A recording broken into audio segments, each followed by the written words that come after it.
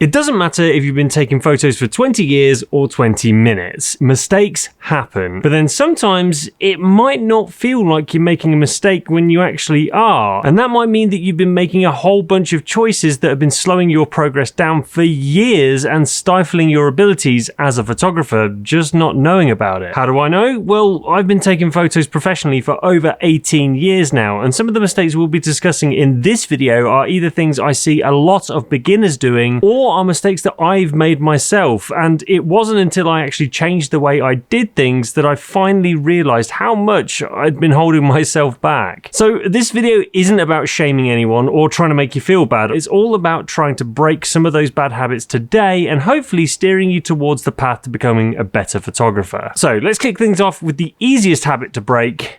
This thing. No, not the camera. This lens cap. Now, if you're one of those people who takes a photo and then immediately puts the lens cap back on their camera, like your camera might contract gonorrhea for being exposed to the air for too long or something, I've got some bad news for you. This thing is way more of a hindrance than a help. Why? Well, it's pretty simple, really. The difference between being an amateur and a pro photographer is sometimes less about what gear you have and more about how you use it. Most professionals don't just wait around for a moment to happen and then they get their camera ready. They always make sure that their camera is ready to shoot and on standby at all times. So here's what you need to start doing with this thing. Take the cap off and then leave it at home. You really do not need it. But Tom, what about my precious lens? Who will protect it? Well, your first option is just don't drop it and then you'll be fine. But if you have fingers more slippery than a fluffer, and if you don't know what a fluffer is, please, for your own sanity, don't Google it. Just slap one of these things on the front. This, if you didn't know, is a lens hood, and you should always put it on even if it's not sunny. Most lenses come with one of these in the box, and this plastic hood will not only protect your front element from bright sunshine, rain, or snow, but it'll also take a beating if you accidentally drop or bash your lens into something. Anyway, staying on the topic of speed, this leads us nicely onto the next most common mistake, and that's keeping your camera in a camera bag or your jacket pocket whilst you're out and about. As I've already kind of mentioned, your camera should live permanently in a ready-to-fire state, not tucked away as if it's made from damp tissue paper or something and it could disintegrate at any moment. So whilst you're walking around, keep your camera in your hand, or at the very least around your neck on a comfortable strap. Personally, I prefer using one of these. It's just a simple wrist strap that can easily connect and disconnect from your camera. Using one of these means that the camera is always locked in my hand, meaning that I'm always ready to shoot. But it also means that it's securely attached to me at all times should I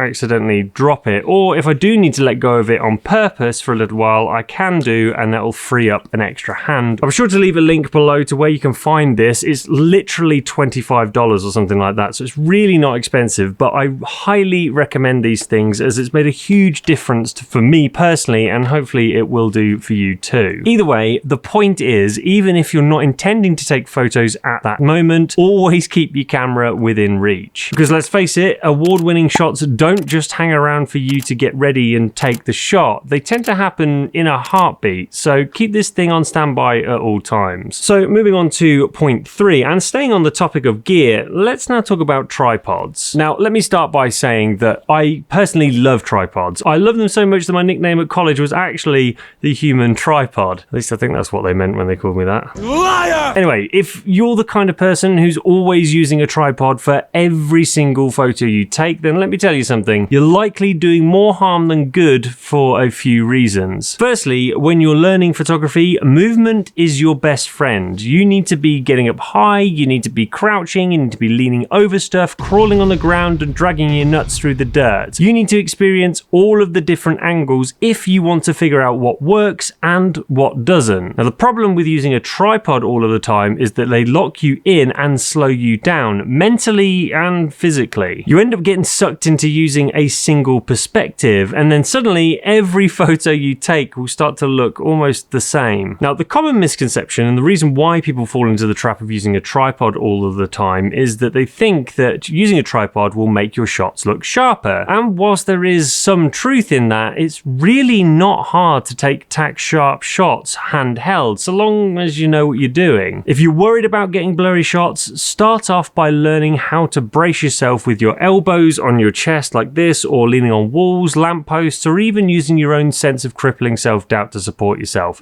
like I do. After that, learn about shutter speed and how that affects the sharpness of a photo. I actually made a short video about this subject a long time ago, but I'll link it up here somewhere if you do want to understand the basics. I am not saying that you should never use a tripod. They obviously have their place, but the point is, save the tripod for what it's actually made for things like product work, long exposures, astrophotography, landscapes, or when you need pixel level accuracy. Otherwise, do yourself a favour and leave the sticks at home. Though one thing you should never leave home without is this. This is a 2-in-1 magnetic compressed air duster and blower, and it has completely changed the game for keeping your camera gear dust free. It's made by my friends over at K&F Concept, who are also the sponsors of this video, and whilst admittedly air blowers are nothing new, this thing goes one step further thanks to this piece here. Now, the clue's in the name. All of this is magnetic, and all you have to do is snap this onto this end here, and amazingly this will not only blow but also suck,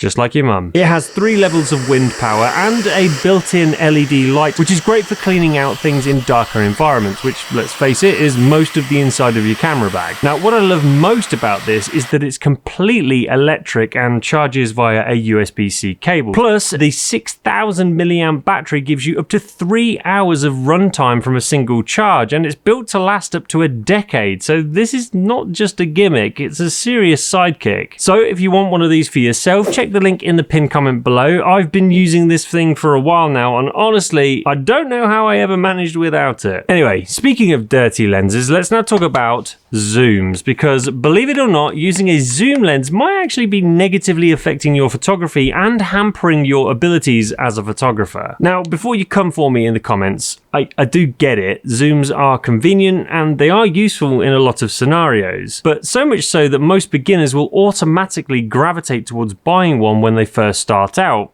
I know, because I did exactly the same thing. But the convenience of a zoom is almost entirely the problem, because often too much convenience kills creativity. When you can just twist a ring to fix your framing, you often stop thinking about the actual focal length that you're shooting with, and you concentrate too much on just filling the frame with whatever it is you're shooting. You become a bit of a zoom zombie, twisting that ring back and forth like it owes you money or something. But if you want to get better and fast, then try switching over to a prime lens instead, or if you don't own one, don't rush out and go and buy one. You don't need to spend all that much money. Instead, just set your zoom to a specific focal length and stick to it. Intentionally locking into a specific focal length and then forcing yourself to find good photos within that field of view will mean that you'll learn way more about framing, perspective, background separation, and subject placement in 1 week than you will do in 6 months of constantly zooming in and out. The idea is that you need to figure out what makes a 28mm feel different to, I don't know, a 35 or a 50mm, for example, and why an 85mm lens can be flattering in one instance or boring in another depending on the distance from your subject. Every focal length has its own aesthetic personality, and as soon as you understand that, you'll start being more purposeful about the lenses that you use and, by extension, the images that you capture. So you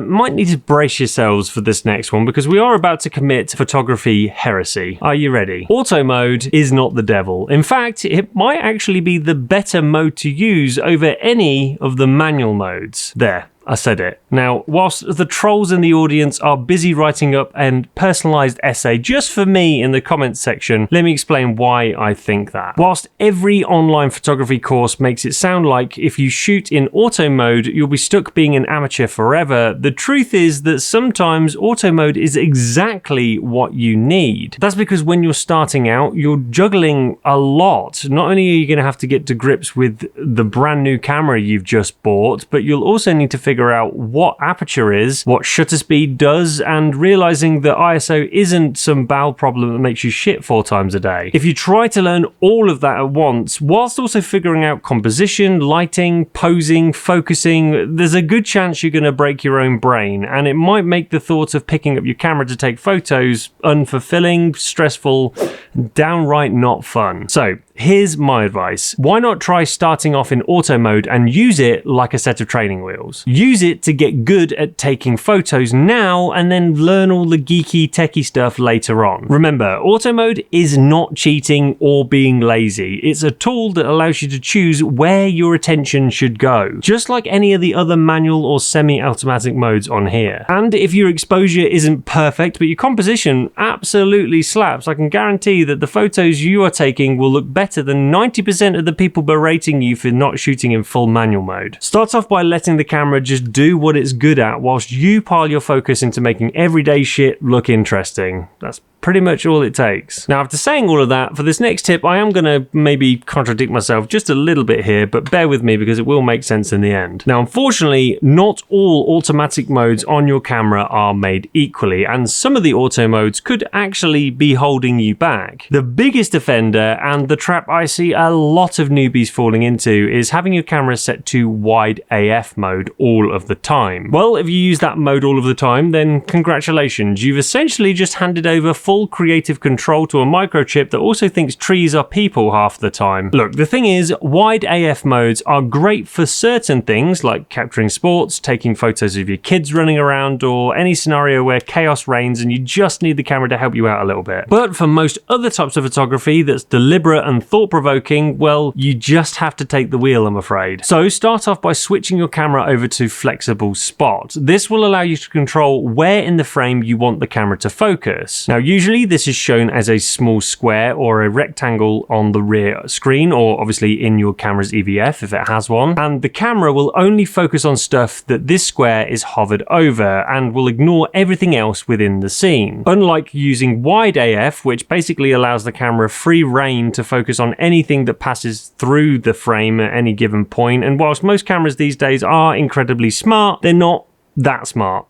Yet. Exterminate. This thing can't read your mind and understand what your creative intentions are. It can only guess at what it should be focusing on, and a lot of the time it will just get it dead wrong. So you need to be able to tell it exactly where to look, and it'll pretty much do the rest. Well, unless you've got a first generation Fujifilm camera, in which case it probably won't get it right the first or maybe second time, but it will look damn sexy doing it. I'm gonna come. Alright, let me just quickly check. Who else is on my list of people to upset? Oh yeah, RAW shooters. Whoa, guys, put the pitchforks down, please. I haven't even said anything yet. Now, for full transparency, I always shoot in RAW. I edit in RAW. I even have dreams where every camera shoots in DNG. But here's the thing. If you're new to photography and you're only shooting in RAW, then you might be slowing yourself down without even realizing it. Why? Well, RAW files require editing, and editing is hard if you don't know how to edit. And that's because not only do you need to learn how to use your software package of choice if you don't already know how to do that, but then you need to learn about stuff like color grading, masking, tone curves, exposure correction, and localized adjustments. And then, before you know it, you've spent 3 hours tweaking a photo of a pigeon that wasn't even in focus to begin with. Basically, it can all get very exhausting very quickly, and that's what tends to burn people out. So why not try this instead? Shoot RAW